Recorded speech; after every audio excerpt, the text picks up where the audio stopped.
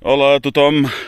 Avui us portem un cim i us ofereixo dos vídeos pel preu d'un. Aquí a la dreta en trobareu un altre aquí dalt, perquè és el que hem fet des del Roc del Cogulló, que és un altre dels cims que hi ha just al costat. El veieu aquí al fons, veieu?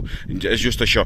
Molta gent es pensa que aquell és el cim del cim essencial de la FEC, de la Federació d'Entitats Excursionistes de Catalunya, però no, és aquí on estem. És just una mica més enllà, poder un parell de centenars de metres, i 10 metres més alt. Estem en un cim que es diu el Cogulló de Cabra, de 881 metres, que pertany a l'Ajuntament de Sarral, i no és tan emblemàtic com l'altre, no hi ha tan bona vista des del Roc del Cogulló.